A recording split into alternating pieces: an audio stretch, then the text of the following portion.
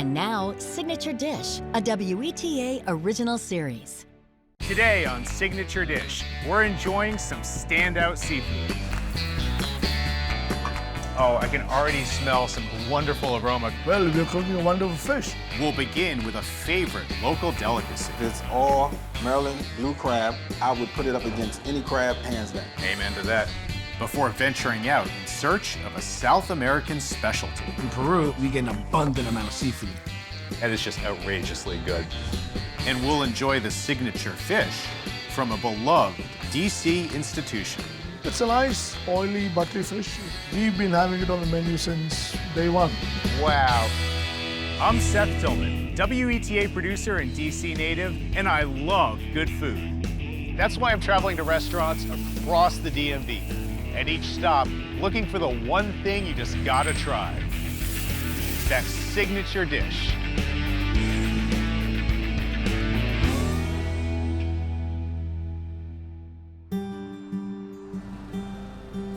My deep dive into the Washington area's abundance of seafood begins in DC on the border of Shaw and LeDroit Park.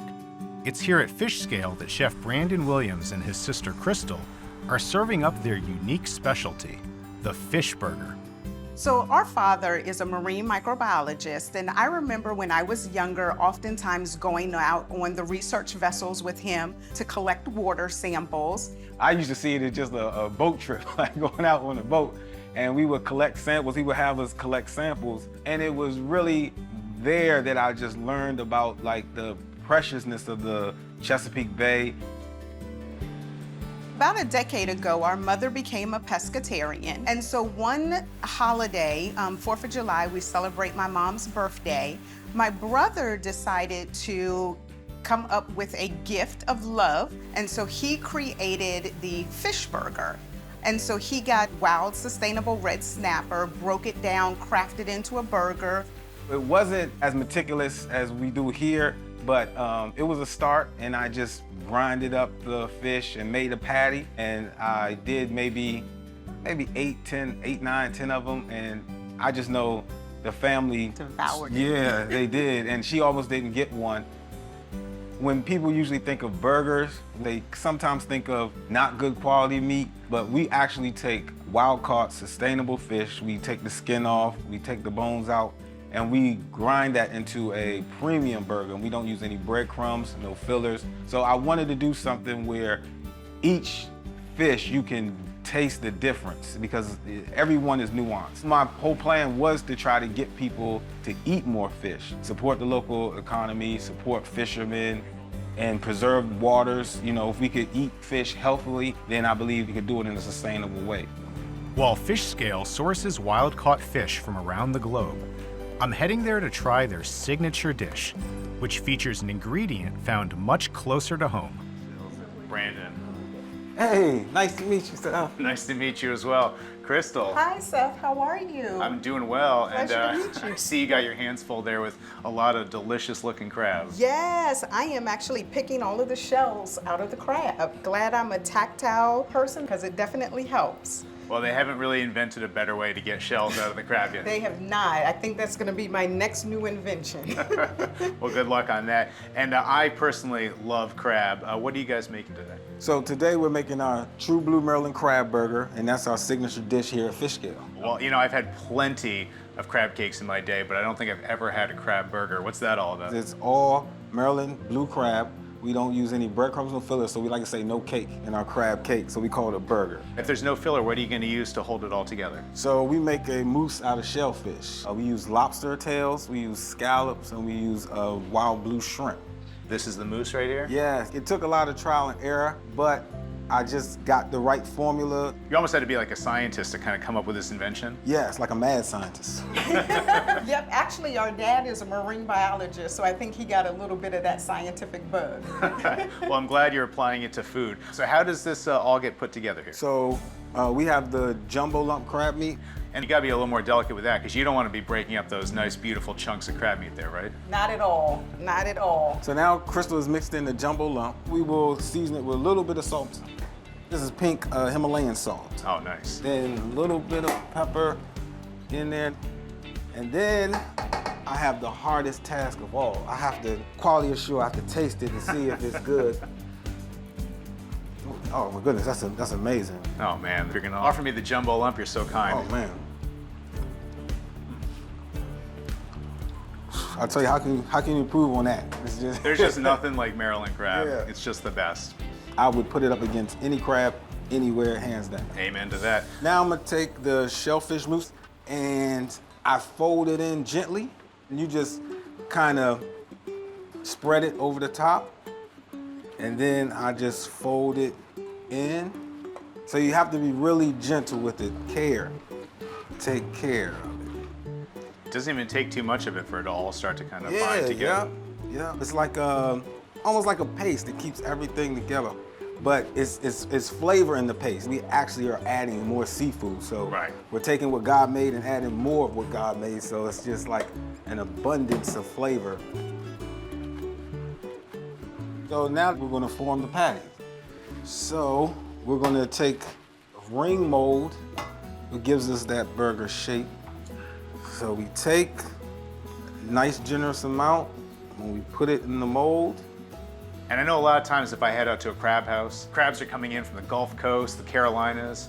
Is it hard sourcing true Maryland crab? At times it can be, but we've built up a really good relationship with the crab houses that we work with on the Eastern Shore. Must be kind of fun to occasionally head out to the Eastern Shore just to meet with the suppliers, Absolutely, get a little field trip. it is absolutely fun. So now that we have the patties formed, it's just one more step. So let's walk over here and take it to the freezer. Sounds good. So you're gonna freeze the burger, chef? Yeah, so the mousse helps bind it together, but we just wanna add a little extra insurance with freezing it so it'll firm up so when we cook it, it doesn't fall apart. Stay nice. So and together. essentially like a hockey puck. A delicious hockey. Yeah, delicious one.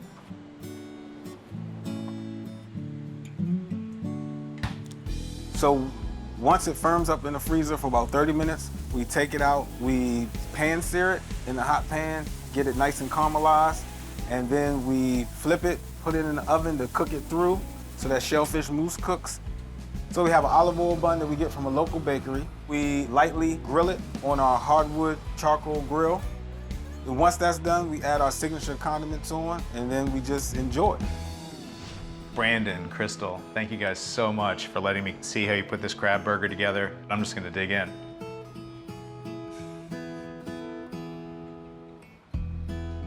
Guys, that is delicious. The flavor of the crab, just so simple, so buttery. Yeah. What's the relish that you put on the crab burger? So it's a cucumber tomato relish we make in-house, and we just use a little bit of apple cider vinegar. The burger is just so unctuous that it helps kind of coat it with a little bit of acidity. And the great thing about it, the cucumber tomato relish, I love it, but when customers come in, they could pick any of our house-made condiments. We have one from Southeast Asia, the spicy sambal. So if you wanted to add a kick to any of your burgers, that is absolutely a great choice. If the crab's not enough for you. you wanna- Exactly. If you want a little kick to go along with your crab. All right, and you picked a pretty good area to be opening a fish burger restaurant. Yes, the Mid-Atlantic area, we have just a bounty of seafood, but we also have an array of fish coming from the West Coast area, down in the Florida Gulf. So we really get a lot of fish that maybe a lot of people that come in, they don't see often or they haven't tried before. So we like showing people a little bit something new and giving them a different option. Well, I'm glad for the crab burger you're sticking close to home. Maryland crab, just one of my favorites. And Crystal, great job with the shells. This was clean and delicious. Thank you guys so much. Thank you.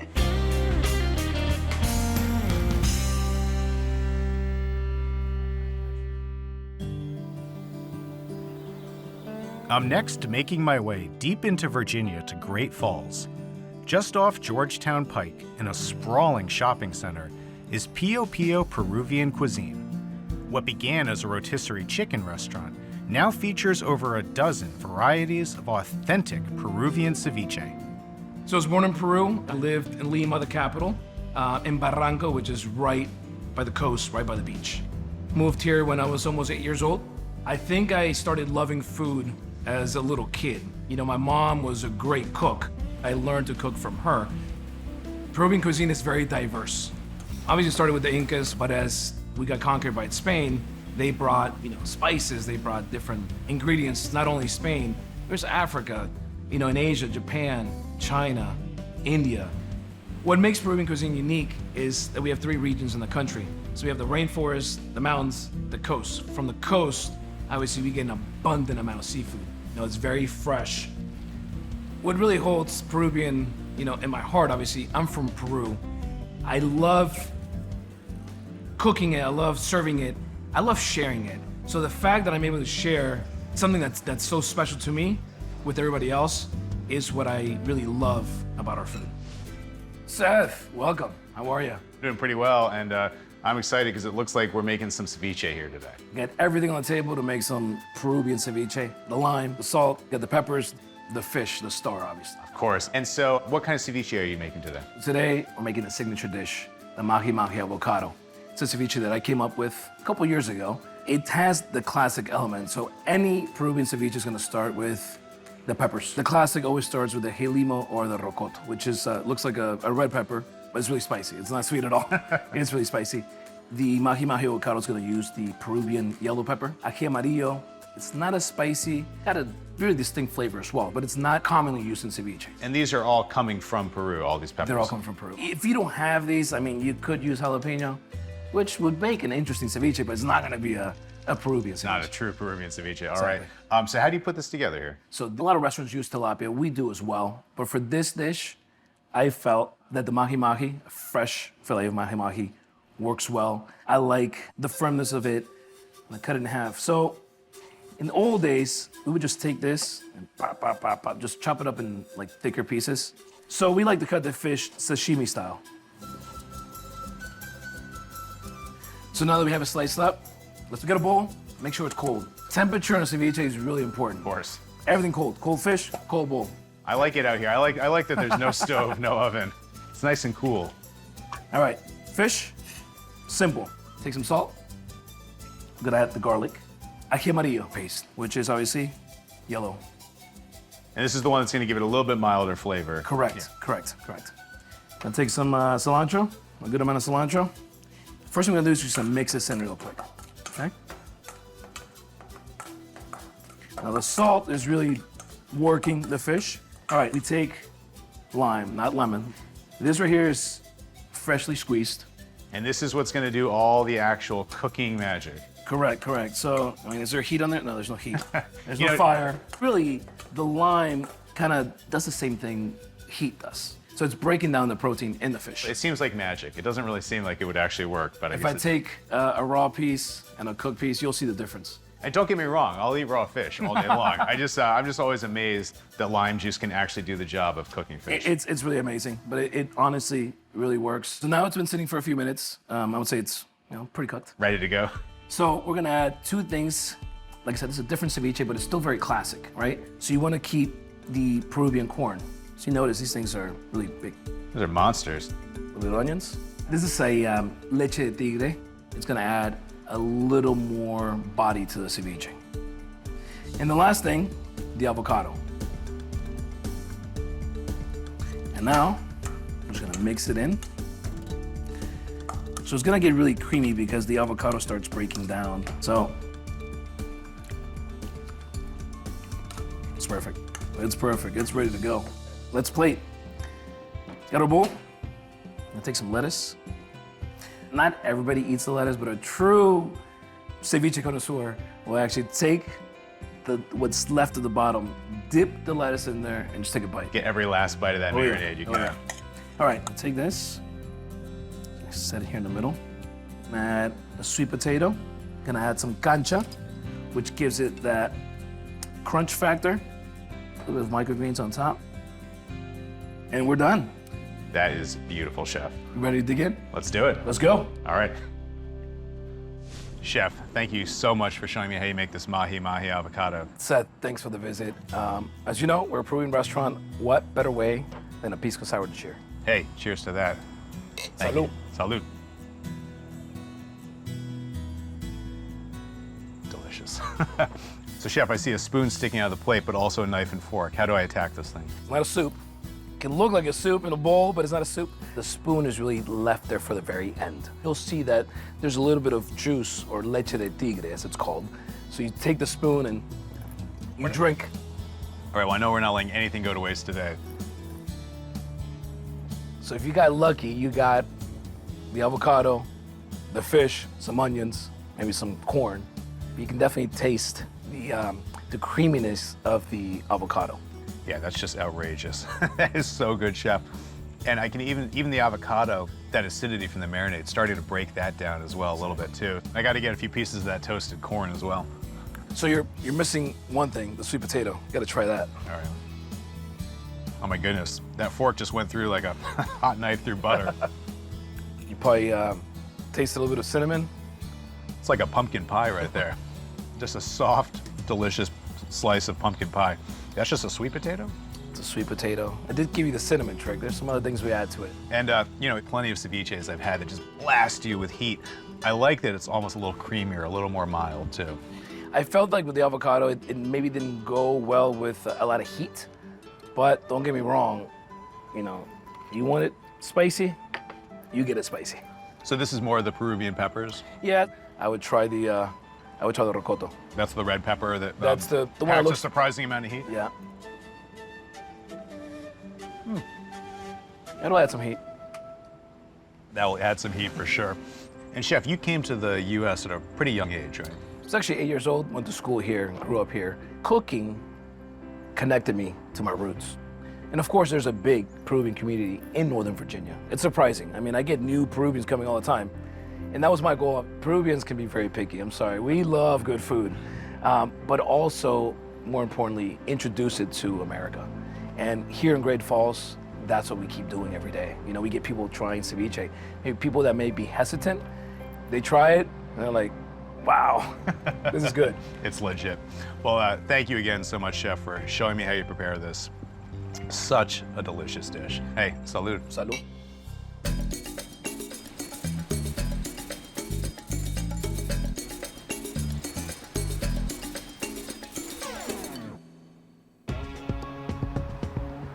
For my last stop, I'm heading back to DC in the Penn Quarter District downtown to visit one of the city's most renowned restaurants. Since opening in 2005, Rasika has consistently drawn in scores of Washingtonians and visitors alike with its modern take on classic Indian dishes. I was born in New Delhi and then I moved to London in my early 20s and then migrated to Washington, D.C. in 1988. And I came here to open my first restaurant, which was called the Bombay Club. And still there, still thriving, still doing well. But I really wanted to open a high-end, modern Indian cuisine restaurant. To open the restaurant, Ashok teamed up with a chef he had first met back in London. I grew up in Mumbai. I did my education there, went to catering school there. And after a few years from there, I was sent to London. And I was there for about 14 years. I was at a restaurant called the Bombay Brasserie, which Ashok opened as a general manager.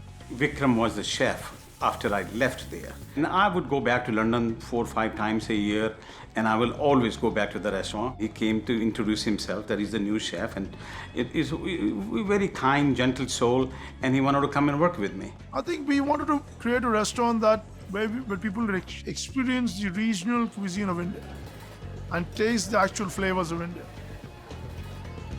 We wanted to have a modern music, have it just sort of a vibe. When you walk into the restaurant, you feel great, even if you had a lousy day. And then goal was to transport you in those 2 hours you spend with us and go away feeling, wow. Chef, Hey, Seth, good to see you. good to see you as well. And wow, oh, I can already smell some wonderful aroma coming from this bowl. What is this that you're making today? Well, we're cooking a wonderful fish. It's black cod. It's a nice, oily, buttery fish. You get it's mostly from Alaska. And we've been having it on the menu since day one. Day one, nice. And what's in the bowl right here? Well, it's the first marination for a black cod. And we marinate with red wine vinegar, fennel seeds, and star anise, and some ginger garlic paste. Oh, no wonder it smells so good. Yeah, I mean, the reason we use red wine vinegar is it's less acidic than normal vinegar. So it gives a very subtle acidity to the dish. And you said first marinade, so there's going to be a second marinade to this? Oh yeah, all these ingredients, they're all going to the second marinade. How are we going to make it? And what's going to go into this marinade? Well, that's full-fat yogurt. And here we have some ginger garlic paste. That's equal parts of ginger, fresh ginger and garlic. And add some chili powder for some spice. Spice of life. Some honey for sweetness. Oh, nice. And some chopped fresh dill, heavy cream, and of course salt. Of course. And the last but not the least is the cheese. The cheese. Not something I would think of going in a fish marinade. And what kind of cheese is this? It's English cheddar. Cheddar cheese in your signature black cod. It's a nice sort of glaze and like a gratinate effect when you bake the fish. I feel like the Italians would go crazy if they saw you mixing cheddar cheese with fish. That's why it's an Indian recipe. So here's, we got the fish that was marinated in the red wine vinegar. I'm going to take it off and drain out all the vinegar and just put it in the marinade. All right. The acid meets the fat. Yep. And so how long is the fish going to marinate in here for? Now at the restaurant, we try and do it for 24 hours so the flavors sort of permeate more into the fish. Really seep in, all right. But I already have some fish that was marinated for 24 hours. Wow, and it's amazing how much of the marinade you're leaving on here. As I said, we try and put the cheese on top so that when we bake the fish, it gives a nice gratinate look to it. Oh, nice, almost like a crust on top. So chef, you're gonna bake this off in the oven? Yes, the oven is back there. Let's check it out. So we've got the black cod, which has been marinating for a while, and we're going to put it in a hot oven. It's at about 375 degrees. And while the black cod is cooking, we're going to make another popular dish at the restaurant, which is palak chaat. Is this the famous fried spinach dish I've heard so much about? It is. Well, I guess every signature dish needs a signature side to go with it. So. True. So we've got some baby spinach.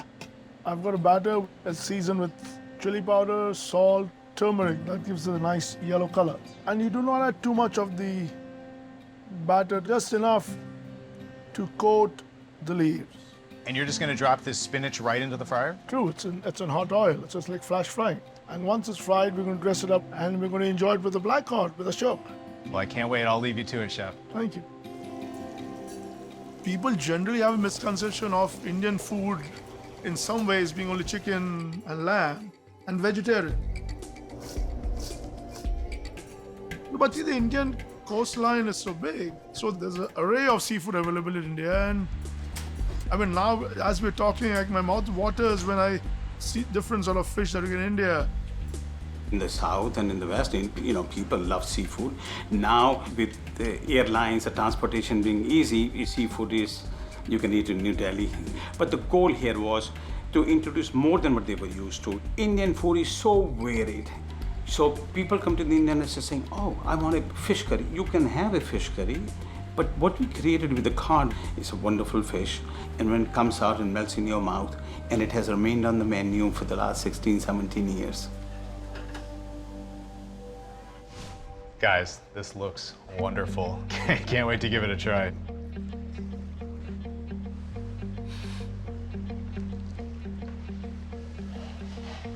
That is so rich and flavorful with the sweetness of the honey and some of the spiciness as well. That's really amazing. And I can see why you decided to leave a lot of that marinade on top to give it that nice texture. And that's all the cheese. Again, I never would have thought cheese on fish, but it definitely works in this case. Yeah, it gives a nice color to it on the top. And what's the fish sitting on here? It's on a bed of potatoes tossed with dill, cumin, ginger, and green chilies. So flavorful, and I love the presentation. You're just letting the fish kind of shine Showcase, through. yeah. You got to try the palak chaat. Without palak chaat, your visit to Rasika is not complete. Something you've had a few times before. Yeah. It's been a while now.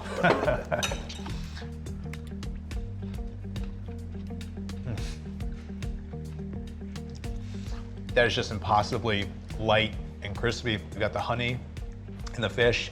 You've got the sweetness of the tamarind and the yogurt on the palak chaat. They play really nicely together.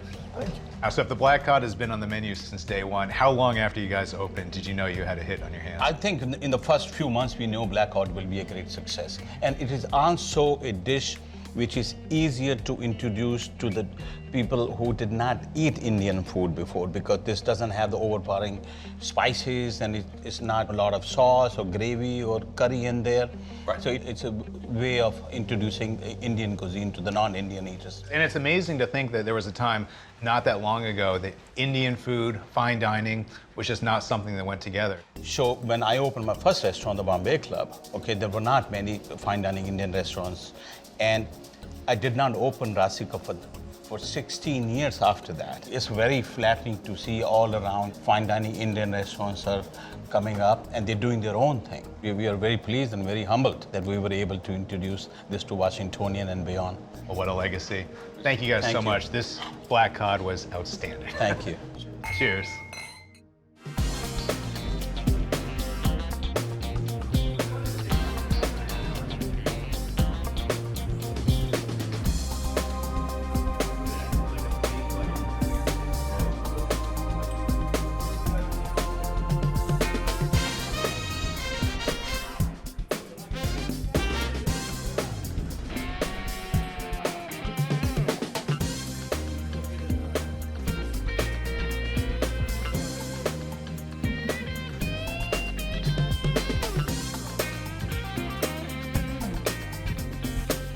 To find out more about great food in the Washington metro area, visit weta.org/signature dish.